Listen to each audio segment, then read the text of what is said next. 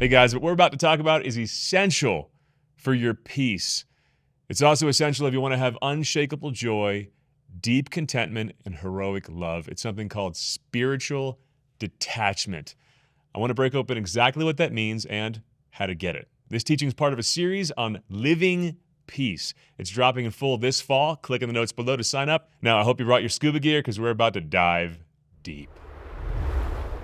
There's an old story I learned from my friends at Word on Fire about an angry old samurai who wanted enlightenment. And he decided to demand that a Zen master teach him how to get it. The master looks deeply into his eyes and says, "No, you are a dirty, vicious samurai. I will not teach you." And enraged, the samurai yanks out his sword and places it right at the Zen master's neck, and he hollers, "Do you have any idea who I am? I am the cruelest samurai in the world.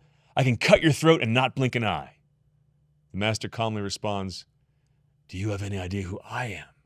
I can let you slit my throat and not blink an eye." Mic drop. The samurai fell to his knees sobbing, overcome by the presence of a man mightier than his sword. Wow. The Zen master in that story is an example of radical spiritual detachment, even from his own life. The philosopher Seneca said about a spirit of detachment from life itself that the man who has learned how to die has unlearned how to be a slave.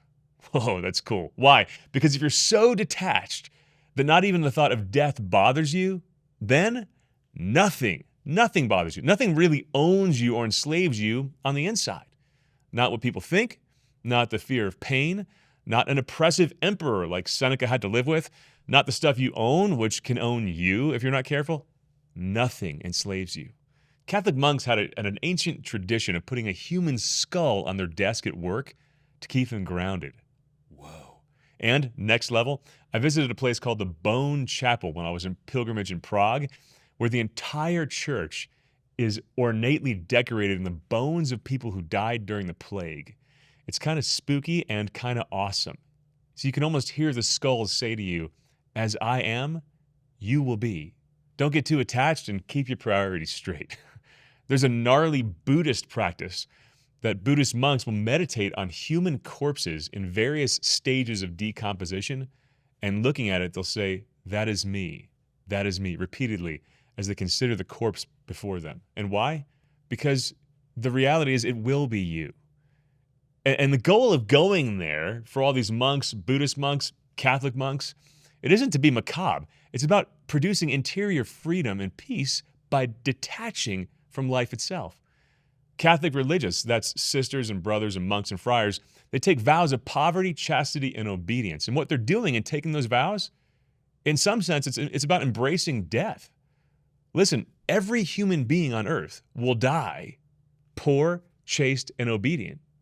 What these monks do is they rush to the end now and take vows to live the way they're going to die so they could be as free as a dead man. But guys, the thing that sets Christian monks and Christian asceticism and Christian detachment radically apart from Zen monks like the guy in that story or a Stoic philosopher is that Christians don't practice detachment to be free from something, but for something.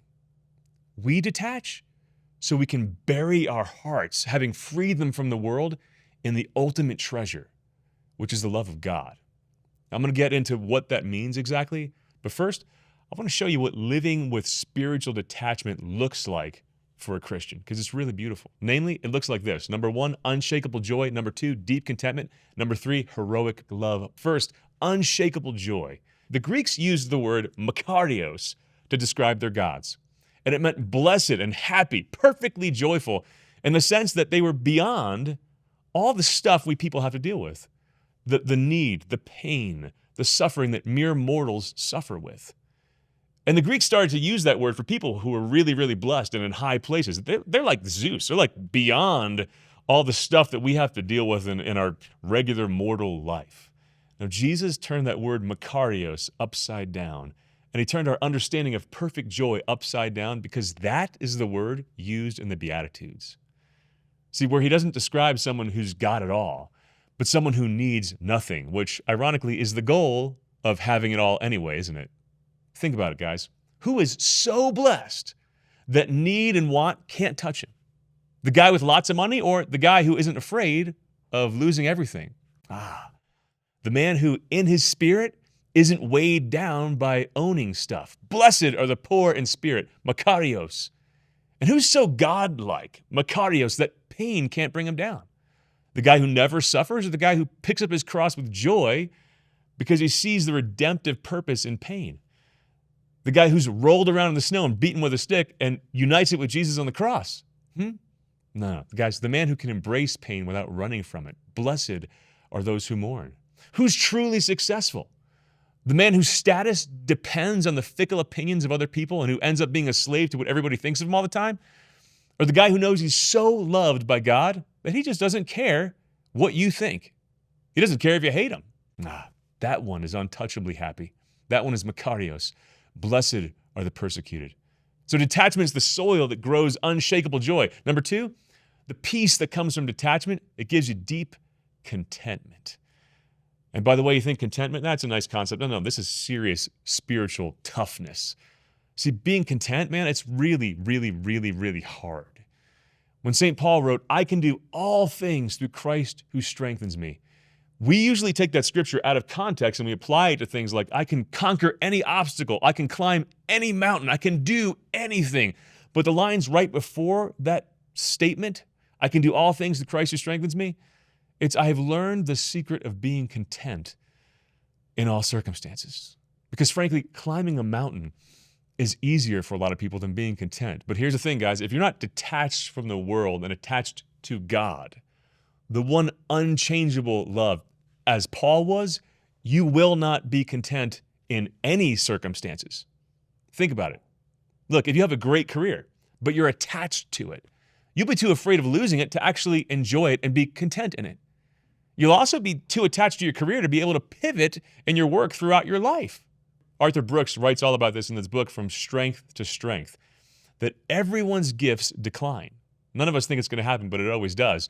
And as you feel your more innovative, cutting-edge athletic gifts, whatever it is that you've based your career on, start to decline, if you don't have a spirit of detachment from your life as it is right now, you'll spend the last half of your career and your life looking in the rearview mirror mournfully at what you used to be, or terrified of people coming and replacing you. And you'll also miss your new incline, jumping on the gifts and skills that only come about as you mature with age. Where you could have gone from star athlete to coach, if you're not detached, you'll just go from star athlete to depressed. See, attachment ruins everything. Likewise, if you're a parent, if you're overly attached to the experience of having these beautiful small kids around you, which is a great blessing, don't get me wrong, but you might miss out on looking forward to the joy of becoming a grandparent. Everything changes, guys. You got to change with it, man. If you're attached to your marriage as it is today, you know what you're going to miss out on? You're going to miss out on what your marriage is going to become. My dear friend, Bob Dyer, wise man, you're watching. Hey, Bob. He was celebrating his 40th anniversary, and I asked him a secret to a long, happy marriage. And without missing a beat, he said, adaptability. I'm not married to the same woman that I married 40 years ago, but I love this woman.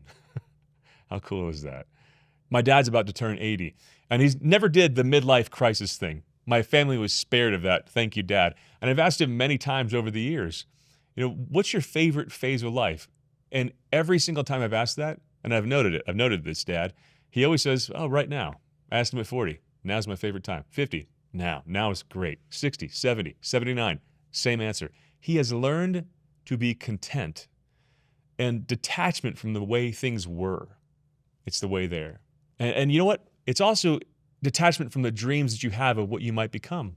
I'm not saying not to have dreams. They're a great thing. And you can have them. It's wonderful. And they can actually stay fun if, you got it, you remain detached from them. Conversely, if your spirit is attached to your dreams for your life, they'll ruin your peace. And that's why you got to pay attention always to what's going on inside of your heart. Because sometimes longings and dreams develop and take over without us even noticing it's happening. Arthur Brooks, he has a practice that on every birthday, he empties his bucket list. He also writes about this in Strength to Strength, that he spends time thinking about the dreams that he's developed over the past year, and he thinks, what would it cost me to accomplish that dream? And if it's too much, Then he envisions his future self happy, not stressed, content with life as it is without having reworked everything to accomplish that dream. And he literally envisions himself dumping that bucket list item into a trash bin. How cool is that? Look, you don't have to do that. You don't have to go that far. You can keep your bucket list. But don't ever say about those bucket list items, before I die, I have to do X. No, you don't. No, you don't. I told Natalie long ago, look, you have to get with me to the Holy Land before you die. I love leading pilgrimages to the Holy Land, and I'd done like 5 of them before I brought her. And she eventually went with me in 2022. It was a huge gift. But before she did, she corrected me saying that. And she said, yeah, you know what? If I die before I get to the Holy Land, I'll be in heaven, which the Holy Land points to. And I really won't care if I went to the Holy Land or not. Fair enough. Guys, you don't need to do anything except be close to the Lord. That's enough. Right? So detachment gives you unshakable joy, deep contentment, and finally, 3, detachment makes heroic love possible. Ignatius of Loyola wrote all about detachment, which he called holy indifference, being totally necessary so we can be available for anything God calls us to do in any way he calls us to lay down our lives in love. And he wrote about how you can't discern God's will in your life until you've gotten rid of your attachments. And he wrote all about how you have to find what you're most attached to and run in the other direction. Do things to break that attachment. So if you're overly attached to comfort and sensual pleasure, make sure you fast. Overly attached to your money, make sure you're generous. Tithe extra. Why? Because it frees you, not from, but for. It frees you to give your life heroically in love. The night before he was shot and killed, Martin Luther King Jr. gave a stunning speech that shows exactly why he was able to lead with such heroic love, non-violently, at a time when everything seemed to be on fire. You see, guys, he wasn't fighting for his life. He wasn't even fighting so that he would personally get to experience the fruits of his labor. He was detached. In the last paragraph of that final speech, he said, like anybody, I'd like to live a long life. Longevity has its place, but I'm not concerned about that now. I just want to do God's will. And he's allowed me to go up to the mountain, and I've looked over, and I've seen the promised land. I may not get there with you, but I want you to know tonight that we as a people will get to the promised land. And I'm happy tonight. I'm not worried about anything. I'm not fearing any man. Mine eyes have seen the glory of the coming of the Lord. Guys, of course, Martin Luther King Jr. had his flaws and had his sins, but I'm convinced that by the end of his life, he died with a detachment from life itself that echoes the detachment of the great saints. Because let's not overlook the everyday stuff too. Because sometimes that detachment that leads to heroic love looks like Martin Luther King Jr., and sometimes it looks like a mom breastfeeding her baby when she's just exhausted. And that takes detachment too, to do it with peace. That takes remembering that God's love is enough, even in that simple moment, in that simple struggle, because mine eyes have seen the glory. I was talking about detachment with my daughter Genevieve, texting back and forth, getting ready for this talk. And she said, Dad, the times where I feel the most anxiety as a mom, it's when I'm thinking that I need something other than what I have. For example, I'm hungry and my baby needs a nap or she'll flip out. And I get really anxious if I think I need to eat at that moment in time. It's a little death, but I remind myself I only need God and what he's put in front of me right here and now. What do I need most, Dad? God. Where is he? In this tiny struggle, and that's brought me so much peace. What do I need? God. Where is he? In this tiny struggle. And remembering that's brought me so much peace. Jen, I'm proud of you. And if I could build on this, guys, this is a very strange paradox. But the only way to really heroically love the people in our lives, especially the people closest to us, is to detach even from them. And this is a paradox because you hear that and you might think, well, that might make me less emotionally connected or indifferent to them. No. It actually frees you to love them more. If I can get really intimate with you guys right now, several months ago, I had a medical problem that I've talked about vaguely on my show a few times. But to go into it, what happened was a few of my muscles started twitching nonstop. They're actually going right now. I could feel them in a few places, 24/7. So doctors suspected possible ALS. All right, those are 3 letters you don't want to hear in a doctor's office. And while looking into other possible causes, they found a large growth on my hip bone. So check this out, guys. I was told I had to visit an oncologist and a neurologist in the same week. And when I got the hip bone notification, I literally laughed. I prayed out loud. I'm like, okay, Lord, if you're going to kill me, I suppose there's nothing I could do about it. All right, I'm not sure if that was a holy moment or a slightly crazed one, probably a little bit of both. And while waiting for those scans, health anxiety took hold in me. And in some situations, a little health anxiety is normal. All right, that's not a weakness. That was actually part of what I was able to offer up to God. It's part of the human experience. But there was an even deeper fear than death that started to creep up in me. See, because death, it's not the biggest deal if you believe in heaven.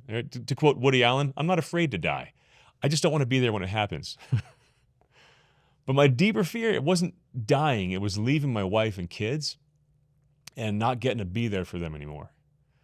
And I was forced to really face that fear head on as I waited months for the all clear from the doctor. And I had a serious cry with my wife, Natalie, one night, and I talked to her about that fear. And she gave me the saintliest response I could imagine. She didn't try to comfort me with words like, hey, Chris, you're not dying, because we didn't know if I was dying or not. She said, Chris, when we were in college, I fell in love with a young man who was so in love with Jesus. And if he calls you, I am not standing in the way. You do not worry about me. If he's calling you, you go. You go to him. I'm not sure I ever felt more loved by my wife than I did in that moment of her detaching from me for the love of God. I'm okay, by the way, thank God. I have this annoying thing called benign fasciculation syndrome, which just means, Chris, you're twitching, and you might always be, and we have no idea why. And fibrous dysplasia of the hip. Fun. Little thorns in the flesh to offer up for the glory of God. Guys, but that experience showed me authentic, God-like love. But it also showed me something really valuable that I need to share with you right now. It showed me how to find my deepest attachment and how to conquer it. So how do you do that? Because I want you to do this with me. If you want to find your deepest attachments that are robbing you of peace, because they often just lurk under the surface, they're hiding. What you do is look to your deepest fear, because your attachments are hiding right under that rock. When Natalie told me, Chris, you go to Jesus if he calls you, she released me in that moment from a fear that I didn't even know was eating at my peace for years. My fear, my dysfunctional fear of not holding everything together for all the people around me. My fear of not protecting all the people I love and ultimately being their final provider. You see, it's good that I love them, I want to provide for them, but I was confusing the level of their dependence on me and my need to make them happy and feel safe with God's role in their life. Look, if I die, he's got them. It's not my job to do his job. He's their ultimate father and provider. And God is so good to have led me to that cliff and dangled me over it to reveal that fear to me so I could stop living out of it and stop being robbed of my peace. Listen, guys, if a sailboat is at sea and there's a storm coming at that boat and it can't get away, the best thing to do is for that boat to aim at the storm and sail right into it. If it doesn't do that, you know what's going to happen? It's going to capsize. When you're facing a deep fear that's ruining your peace, the best thing you could do, where's that fear coming from, is to look at it, stop running, and sail straight into it. Go right through it. I'm going to give you a tip about how to do that. I was recently struggling with a lesser fear than the one I just shared with you. It was anxiety about my career, my ministry. I love it. And I got to be honest with you, there's been times I've been totally attached to it, and fear started to creep in. And I sat down with a friend and coach, Jim Langley. Jim, you're watching. What's up, brother? Love you, man. And he helped me to look straight at that fear with a great question. He said, ask the question. You go through that fear, ask, and then what? So he asked me, what's the worst thing that can happen? Really, really. Like, think about it. So I did. And I said, it's that, I don't know, that people just stop caring about what I'm saying, and it shuts my channel down, and people stop donating, and I can't go give talks and preach anymore. I'm not able to bless people in a way that I really love blessing people. And I'm not running this nonprofit that I spent years building. It's like, okay, and then what? And I said, I don't know. I guess I go get a job as a Walmart greeter. He's like, and then what? Well, then I'm smiling at people as they come into Walmart, and I'm trying to be a witness to my faith then. And he's like, okay, so how does that feel? And I paused for a minute, and I realized that actually feels kind of awesome. Like, it's totally peaceful. Like, if this is where God wants me, I'd smile and try to serve him right there. And he said, so this like horrible fear that's eating away at you, it's not even that bad if it comes true. I'm like, yeah, I guess not. He's like, cool, move on with your life. I'm like, all right, awesome. Listen, guys, don't run from your fear. Face it head on. You know what we're going to discover? There's nothing there. I once heard fears, false evidence appearing real. And if you're a Christian, you can always go down that road and say, and then what, and then what, and then what, and then what? Because if you're a Christian, there's a compelling answer that's good to every and then what? Because we believe in a God who has destined you for eternal glory and heaven. So even if your great fear is death itself, there's a positive answer to that because Jesus died and rose from the dead. Jesus. That's all the difference when it comes to detachment. So to come full circle back to where we started, the Jesus difference. When it comes to detachment, you have Christian monasticism and Zen Buddhism and philosophical stoicism, and in a lot of different ways. They might look the same on the outside, but on the inside, they're totally different. The goal of Buddhist asceticism, it's self-annihilation, letting go of ego and this delusion that there's any selfhood at all. The goal of Stoicism, it's living well, as the Greek philosophers would say. The goal of Christian asceticism is one word: love. Look, when people get married, they actually have a profound experience of detachment, of asceticism.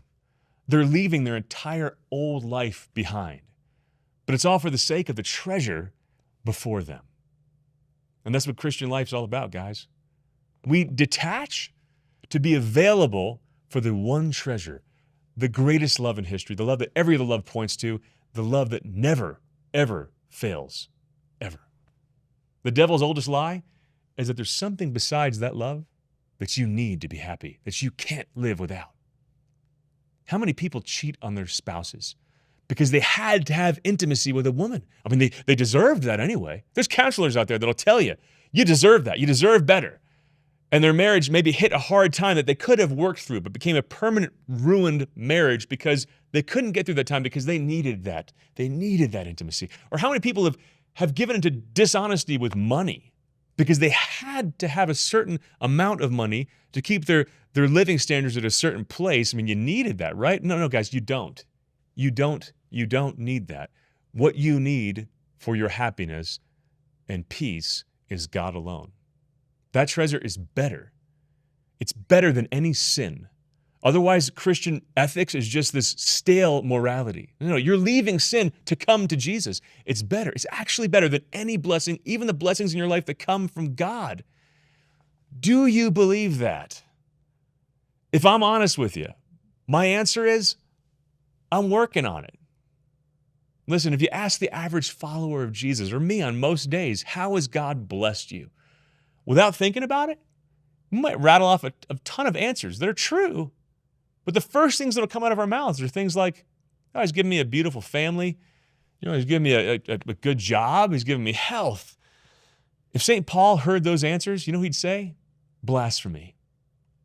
At the top of the list of all my gratefuls, Jesus should be the first thing in my mouth. The Father has given me the gift of a beloved Son. And if I have life and hope and all the other blessings and peace and joy, it's because of that greatest gift.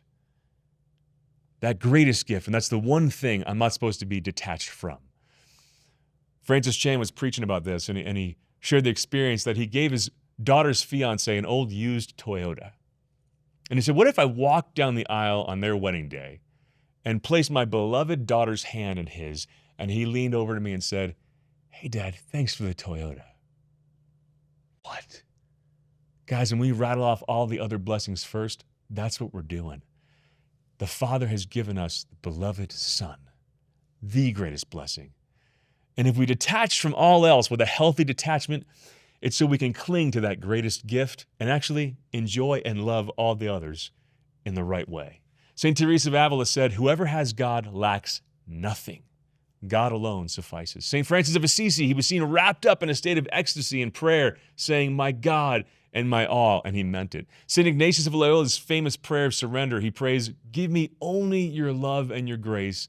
These are enough for me." And C.S. Lewis wrote, "He who has God and everything else has no more than he who has God only." Which means that if you have God and all the other blessings, a beautiful family, a home, success, great job, you don't have any more than the guy who has God and no family, no home, and a lame job. When you live out of that reality, you have the true peace of Jesus Christ, which leads to unshakable joy, deep contentment, and heroic love. And if I found a shortcut to living free of fear, detached and anchored in unshakable peace, I would tell you that shortcut and I'd be rich. But there is none. And guys, listen, I don't care how tough you are or how successful you are. If your treasure is in all things that are unstable, impermanent, and shifting, instead of the one treasure, the one love that never fails and made you for himself, you're going to live afraid and you won't have real peace. But that step to living peace, that takes a lifetime of working on deepening your heart's connection to Jesus. So be patient with yourself, and I am honored to be in that journey with you. May God give you his peace.